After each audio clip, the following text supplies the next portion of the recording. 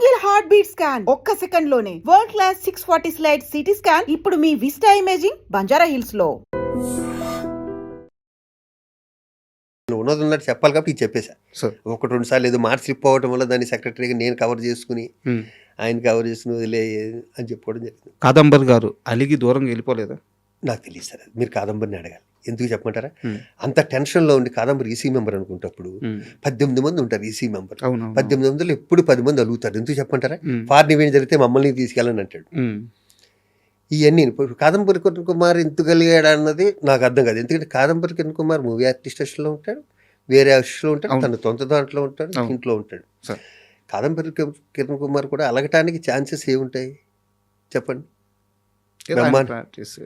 ఆయన priorities something ఏదో అక్కడ నన్ను భాగం చేయలేదనో, నా ఇన్వాల్వ్మెంట్ లేదనో, లేదా నచ్చని పనులు ఏమన్నా జరుగుతుంటే అసలు మూవీ ఆర్టిస్ట్లో ఏ ప్రెసిడెంట్ ఉన్నా అక్కడ ఒక పైసా తింటానికి ఉండదండి. మీరు గుర్తుపెట్టుకోండి. నా పగవాళ్ళు ఉన్నా కూడా నేను చెప్తా, అక్కడ ఎవడో తింటానికి ఎవడైనా సేవ చేయాలి. కొంతమంది ఎక్కువ చేస్తారు, కొంతమంది చేయరు, కొంతమంది అస్సలు చేయరు. మరి మీరు లక్షలు తినేశారని నరేష్ గారు అన్నారు.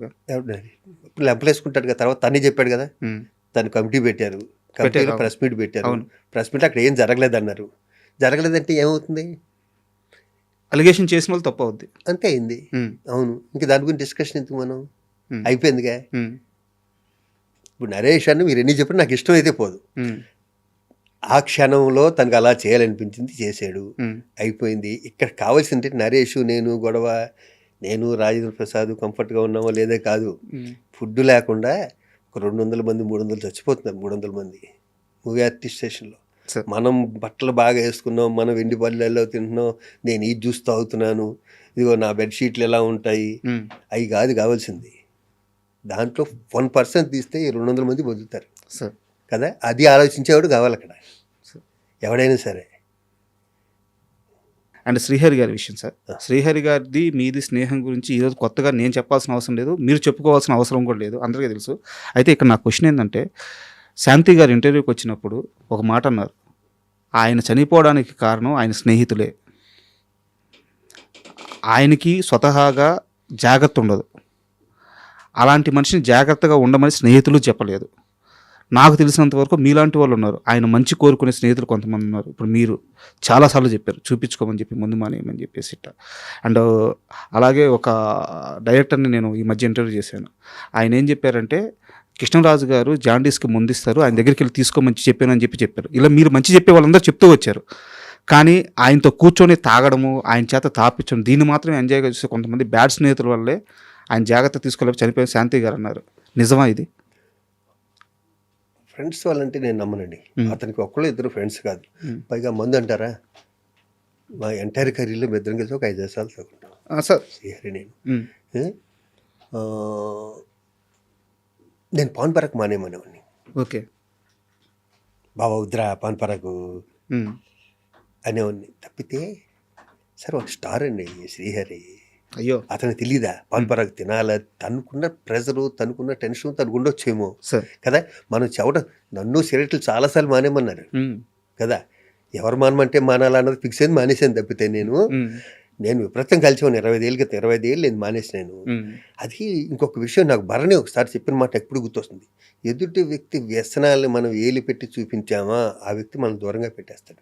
ఓకే, మనం నచ్చం. ఒక వ్యక్తి ఒక వ్యసనం ఉంటే అతనే దెబ్బతిని అతనే మానేయాలి, లేకపోతే ఇంట్లో పిల్లలు చెప్పాలి, లేకపోతే పిల్లలు చెప్పాలి, తల్లిదండ్రులు చెప్పాలి, గురువులు చెప్పాలి. తప్పితే ఒక స్నేహితుడు అతను ఎత్తి చూపాడుగా ముందు అతమట్లు మానేరంటే ఆడి మందు కొట్టాడు మనం పిలవడం. మరి మీరెందుకు మానేశారు? ఒక్క మాటతో, ఒక్క ఒట్టుతో? చచ్చే అంతకుముందు కొన్ని 100 ఓట్లు అయినాయి. భలేవారు మీరు మరీ మంచోళ్ళ ప్రొటెక్ట్ చేయకండి. చిరంజీవి గారికి మాట ఇచ్చిన తర్వాతే కదా. అదే అంటే అక్కడికి పీక్ వెళ్ళిపోయింది అనమాట.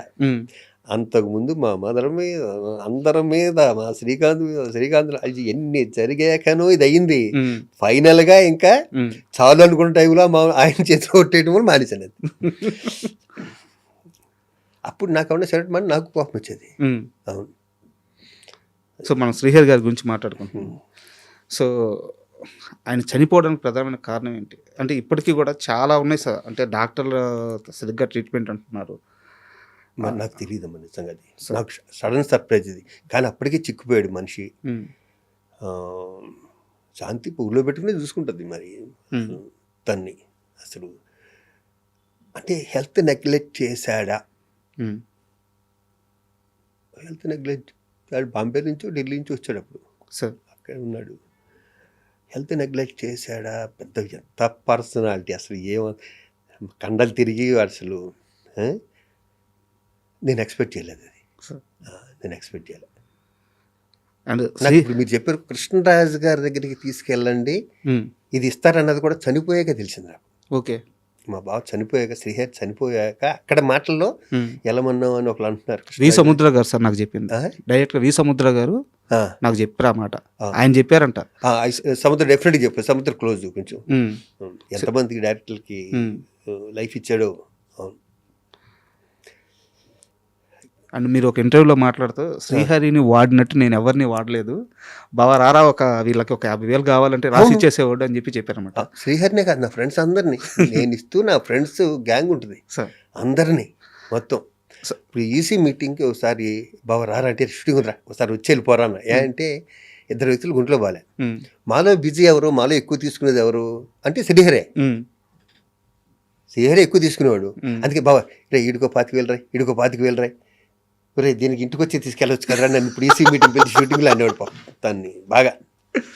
నేనంటే కాదండి, నేనంటే న్యాచురల్ కాదండి అసలు. ఉమ్. అవునవును. అండ్ కోట గారి విషయానికి వస్తే సార్, ఉమ్. కోట గారు చాలా బాధపడుతూ మీరు ఒక పొజిషన్లో ఉన్నారు, మీకు ఒక లెటర్ రాస్తే మీరు అంతే స్థాయిలో ఆయనకి, అంటే అది భీమవరం సెటైర్ ఏమో నాకు తెలియదు అది, ఆ, నువ్వు ముందు సరే ఏం జరిగిందో మీరు చెప్పండి. ప్రెసిడెంట్ అయ్యా, ప్రమాణ స్వీకారం చేసి ఇటు తీసుకుని లెటర్ ఉంది అక్కడ. First letter. ఫస్ట్ లెటరే ఉమ్. ప్రతి ఇచ్చి ఆఫీస్ వాళ్ళు వచ్చారు, లెటర్ కోటగారు రాశారంటే చదివాను. గౌరవనీయులు అదే దెబ్బ కొట్టింది ఫస్టే నన్ను. మన ప్రెసిడెంటే తను ఒక విధంగా పిలుస్తాడు కదా నన్ను, ఎరా శివ అనేది పిలుస్తాడు కదా. ఇక్కడ గౌరవనీయులైన ప్రెసిడెంట్ శివాజీ రాజా గారికి, అయ్యా పరభాష అన్నట్లు వచ్చి మా మీద ఇక్కడ ఎక్కి తొక్కేస్తుంటే మీరు ఏంటి కాదు, గంట కూడా అవ్వలేదు నేను అయ్యి వచ్చి పరనట్లు వచ్చి తమిళ నుంచి అక్కడి నుంచి ఎక్కించి వచ్చేస్తానంటే నేను, అయ్యా ప్రముఖ నటులు కోటా శ్రీనివాసరావు గారికి హృదయపూర్వకంగా నమస్కరిస్తూ, శివాజీ రాజా వ్రాయినది మీరు కూడా తమిళ్లోను కన్నడలోను మానేస్తే వాళ్ళు కూడా మనం చూద్దాం సార్, ముందు మీరు అది మానేయండి అన్నాను. ఫోన్ చేశాడు. నేను ఇది ఎక్స్పెక్ట్ చేయలేదురా, ఎక్స్పెక్ట్ చేస్తుంటే నీకు లెటర్ రాసేవాని కాదు అన్నట్టు. మనం వెళ్ళి ఆ లాంగ్వేజ్లో ఇప్పుడు లేదమ్మా, అది ఆ లాంగ్వేజ్ ఈ లాంగ్వేజ్ ఉన్నప్పుడు లేదు. మన వాళ్ళు హ్యాపీగా హిందీలో చేస్తున్నారు, మలయాళం కన్నడ బెంగాల్ అన్ని సినిమాలు చేస్తారు మన వాళ్ళు, వాళ్ళు వచ్చేస్తున్నారు. ఇప్పుడు దీన్ని ఎవరు ఏం చేయలేరు. ఇప్పుడు తెలుగు ఇండస్ట్రీ అనేది ఇండియాలో నెంబర్ 1 పొజిషన్లో ఉంది. ఉంది అంటే హిందీ వాళ్ళు రావాలి, అందరు రావాలిగా, అంతే. దీన్ని ఇప్పుడు అసలు ఆ టాపిక్ మాట్లాడకూడదు కూడా ఇప్పుడు మనం. అవును. అండ్ మీరు ఇందాక మాట్లాడుతూ తెలంగాణ శకుంతల గారి గురించి చెప్పారనమాట. అదే వీళ్ళు ముగ్గురు చెప్పినట్టే ఆవిడ బ్యాంకాక్ వెళ్ళింది షూటింగ్. సార్ బ్యాంకాక్ షూటింగ్ వెళ్ళాక ఆవిడకి హార్ట్ అటాక్ వచ్చింది. డబ్బుల్లో చిన్న ప్రొడక్షన్, హాస్పిటల్లో ఉంది. సార్ నాకు అంతంత మాత్రం ఇంగ్లీషు, వాళ్ళకి అసలు ఇంగ్లీషే రాదు అక్కడ. ఆ బ్యాంకాక్ ఆ డాక్టర్స్కి వాళ్ళకి వెళ్ళిను. నేను మధ్యలో ఎవరినో ఒకరిని పట్టుకుని అక్కడ ప్రొడక్షన్ మీద ఆడుతూ మొత్తానికి వెళ్తే, నేనున్నాను, నేను చూసుకుంటానమ్మా, మీకెందుకు, మేము ముందు ఇక్కడికి రండి, మిగతా అంతా నేను చూసుకుంటానని చెప్పి వచ్చేస్తే ఆవిడ ఆ రోజు ప్రెస్ మీట్ చెప్పింది, నాకు శివాజీ ఉంటే చాలు, నాకు ఎవరు ఇందాకన్నా శివాజీ రాజు ఉంటే చాలు, నాకు ఎవరు లేకపోయినా పర్లేదు, వాడు నన్ను బంగారంలో చూసుకుంటాడని. ఆవిడ చనిపోయాక ఆవిడని ఐస్ పెట్టి తీసుకొస్తారు కదా, దాని మీద శివాజీ అని ఉంది. దేవుడు తట్టుకోలేకపోయాడు. అవును, ఆవిడ మాట నిలబెట్టుకుంది. అంటే కంపెనీ పేరు అదే అయిండు, ఏదో మొత్తానికి అది. అంటే ఆవిడ బ్యాంకాక్లో ఉన్నా కూడా నేను ఇప్పుడు పదవులు కూడా లేను. నేను బ్యాంకాక్లో కూడా ఇలా కొంచెం పెద్దోళ్ళకి ఏదో నాకు సత్యనారాయణ కేకేల్ సత్యనారాయణ గారు కానీ మేమంతా రోజు ఫోన్ చేసుకునే టైపే. అవును, అంత పెద్ద అయినా అంత సీనియర్ అయినా కూడా వాళ్ళు నాతో వాళ్ళకి బిహేవియర్ నేను కంఫర్ట్గా ఉంటాను వాళ్ళకి. అవును,